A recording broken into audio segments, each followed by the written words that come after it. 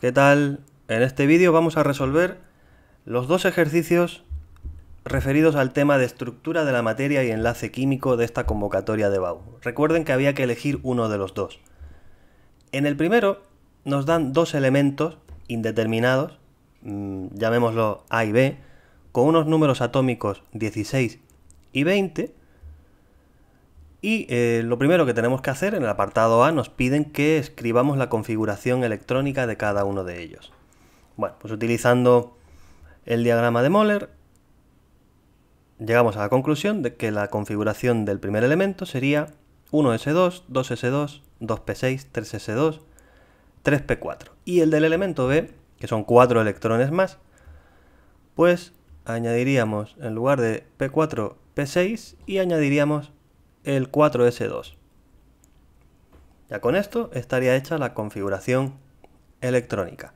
Ya tenemos, digamos, la distribución de electrones en las diferentes capas, en los diferentes niveles energéticos y en los diferentes orbitales. A partir de aquí, en el apartado B, me piden que diga cuántos electrones de valencia tienen estos elementos. El primero, como ven, esa capa de valencia, la capa más externa, sería la capa 3. Y como ven, tiene 2 electrones en el orbital S y 4 en los orbitales P. O sea, son 6 electrones en total en dicha capa de valencia. ¿Qué sucede? Que para llegar o para alcanzar la regla del octeto, necesitaría ganar 2 electrones. Para llegar a esos 8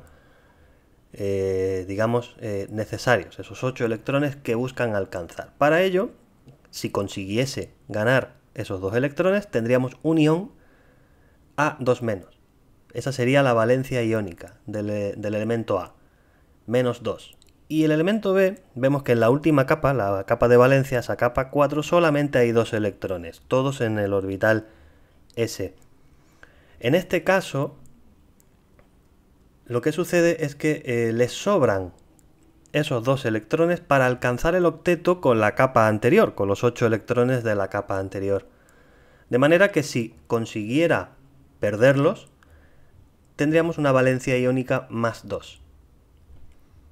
Ya con esto tendríamos el apartado B. A partir de aquí podemos utilizar esos iones para determinar que efectivamente el tipo de enlace que se forma entre los dos elementos es un enlace iónico.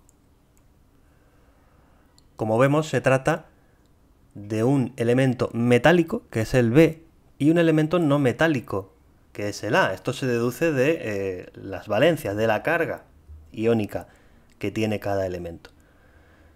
Si combinamos esos dos iones, vemos que está de alguna forma equilibrada la carga negativa con la carga positiva. Por tanto, esto significa que por cada elemento, por cada átomo de B, vamos a encontrar un único átomo de A, por lo que la fórmula del compuesto sería Ba. Siempre ponemos el metal en el lado izquierdo, el no metal en el lado derecho. Elemento más electronegativo en el lado derecho.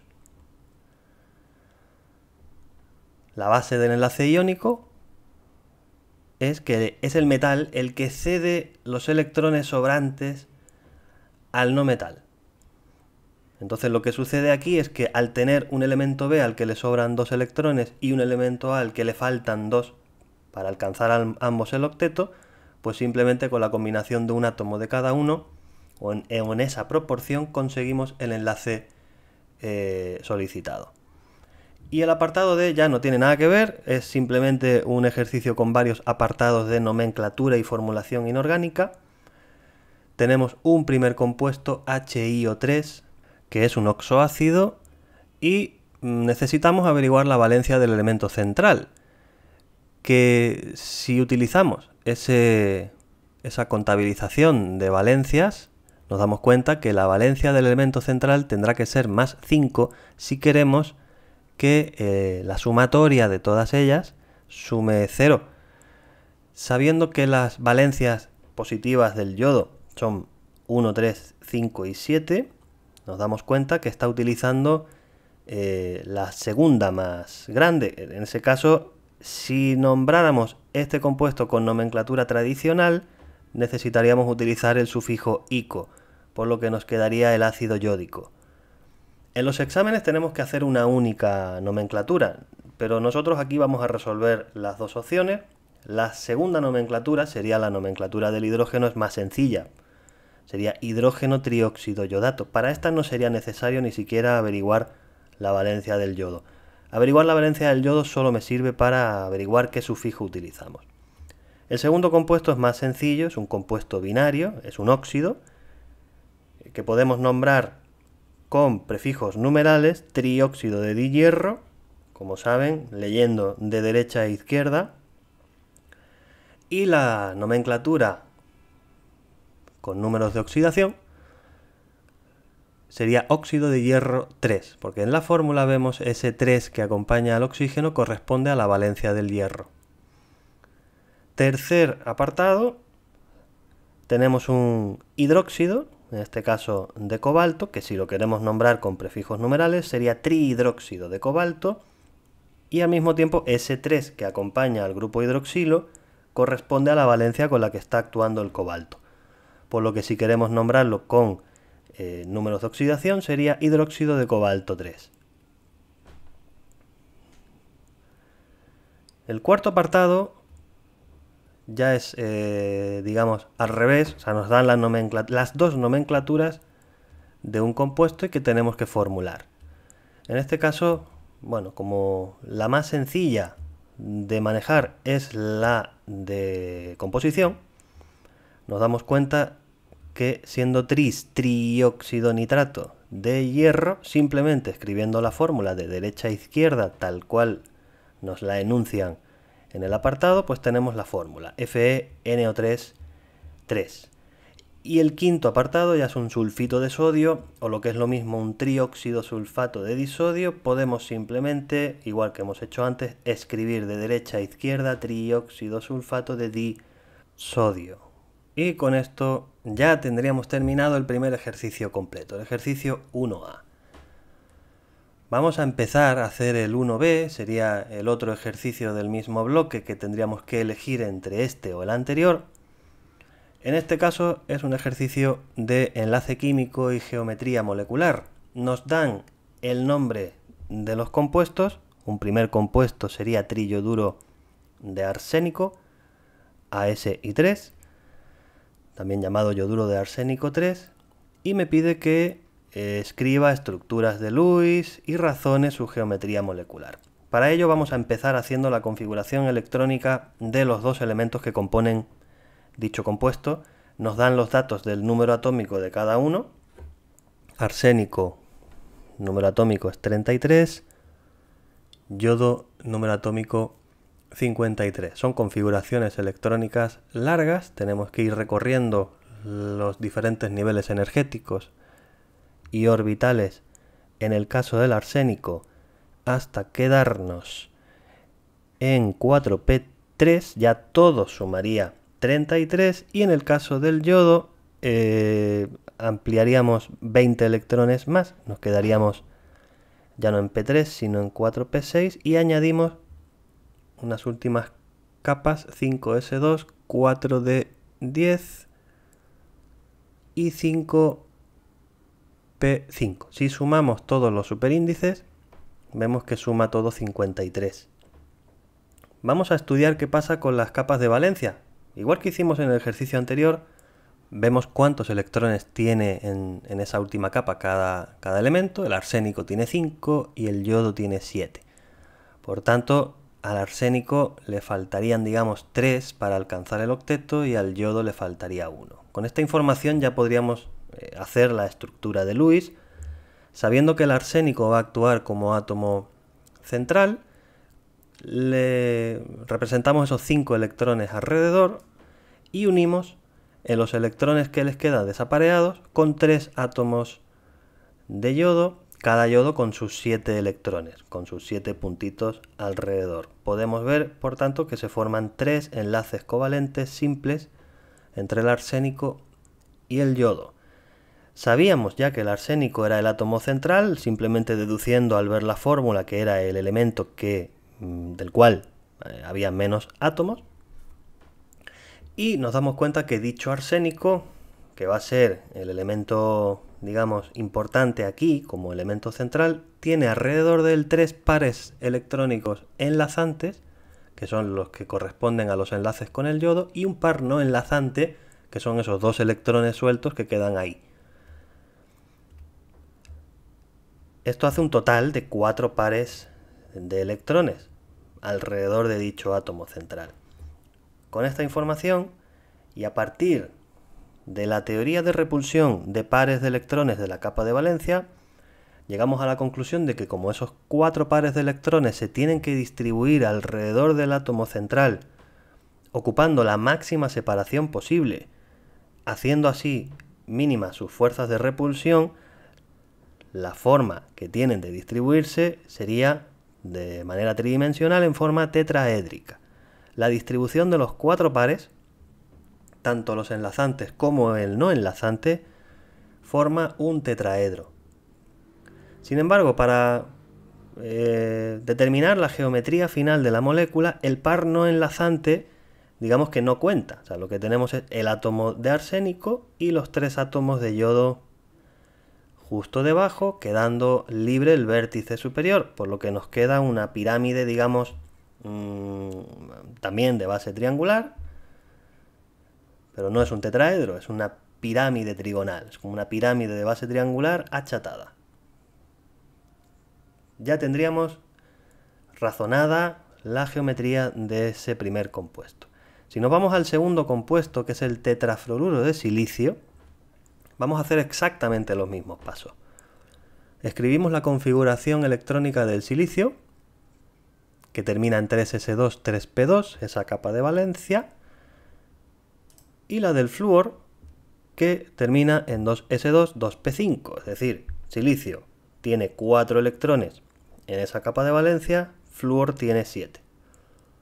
Sabiendo por la fórmula que el átomo central es el de silicio, ya podemos hacer la estructura de Lewis colocando esos 4 puntitos que representan los 4 electrones de su capa de valencia y poniendo alrededor de él 4 átomos de flúor, cada uno con sus 7 electrones, enlazando con el silicio por medio de su electrón desapareado.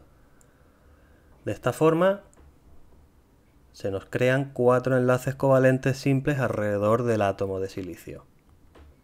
Por tanto, al igual que en el compuesto anterior, también hay 4 pares electrónicos alrededor del átomo central. Lo que pasa es que en este caso los 4 son enlazantes. No hay un par no enlazante. Por tanto, a la hora de representar la distribución de esos pares, es prácticamente idéntica a la del compuesto anterior, sigue formando un tetraedro, porque siguen siendo 4 pares electrónicos, pero en este caso, al ser esa distribución tetraédrica, pero los vértices, los 4 vértices del tetraedro están ocupados por átomos de flúor, la geometría sí va a ser, la geometría final del compuesto sí va a ser en forma de tetraedro también. Digamos que ese átomo de silicio estaría en el núcleo del tetraedro y los átomos de flúor ocuparían los vértices del mismo. Geometría tetraédrica. A partir de aquí, y ya sabiendo las geometrías de los dos compuestos, ya tendríamos el apartado A completo, nos iríamos al apartado B, en el que me piden que justifique la polaridad de ambas moléculas. Nosotros lo que vemos es que en cada par enlazante se forma un momento dipolar que va apuntando a la dirección del elemento más electronegativo. En ambos casos, tanto en el triyoduro de arsénico como en el tetrafluoruro de silicio, en este caso los átomos más electronegativos son los de yodo y los de flúor, por tanto esos vectores momento dipolar irían en dirección y sentido hacia el flúor.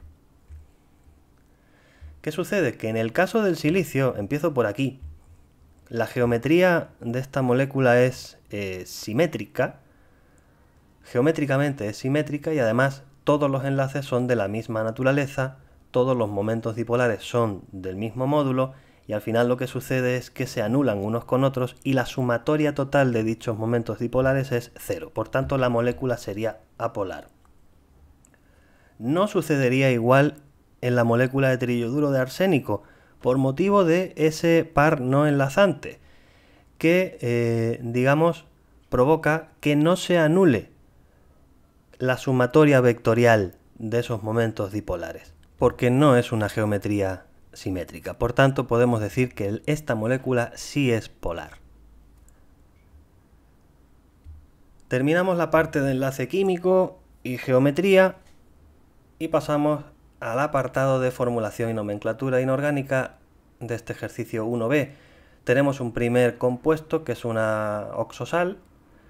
De la misma forma que antes, en los compuestos ternarios, necesitamos hacer ese conteo de valencias para razonar la valencia del elemento central, que es el carbono, que deducimos que debería ser valencia 4 para que todo diera 0.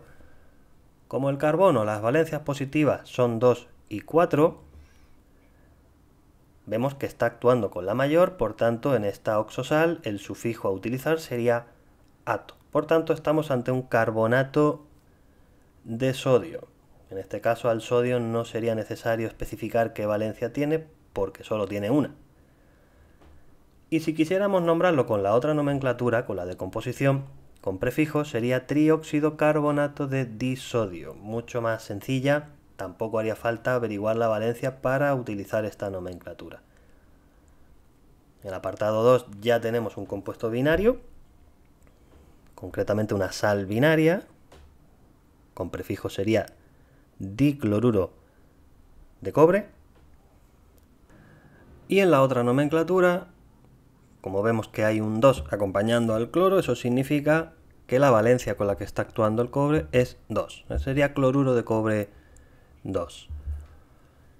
Un tercer compuesto, tenemos otra vez un oxoácido, en este caso con nitrógeno. Hay que averiguar la valencia del nitrógeno, haciendo el mismo tanteo de valencias en toda la molécula, intentando que todo dé 0. Por tanto, obtenemos que el nitrógeno actúa con la valencia más 5, dado que las valencias del nitrógeno son 1, 3 y 5, y está actuando con la mayor de las 3, vamos a utilizar en la nomenclatura tradicional el sufijo ico, por lo que estaríamos ante un ácido nítrico. Eso es nomenclatura tradicional. La otra, que es la nomenclatura del hidrógeno, utilizaríamos hidrógeno trióxido nitrato. Sencilla.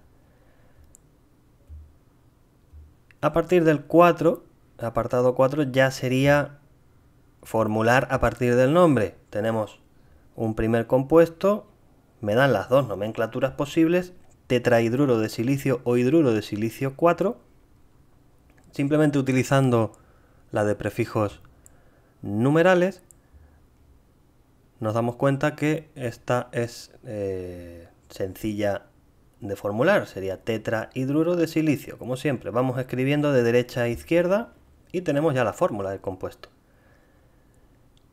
Y el último compuesto sería el dihidróxido de níquel o hidróxido de níquel 2. De la misma forma, si escribimos la molécula de derecha a izquierda haciendo caso de la nomenclatura con prefijos numerales, nos damos cuenta de que hay dos grupos hidroxilo, que sería dihidróxido, y a continuación el níquel. Ya tendríamos NiOH2, fórmula del compuesto, y con esto ya tenemos los dos ejercicios de este primer bloque del examen del tema de estructura de la materia y enlace químico. Recuerden, había que elegir uno de los dos. Espero que les haya servido este vídeo. Muchas gracias por su atención. Nos vemos en el siguiente.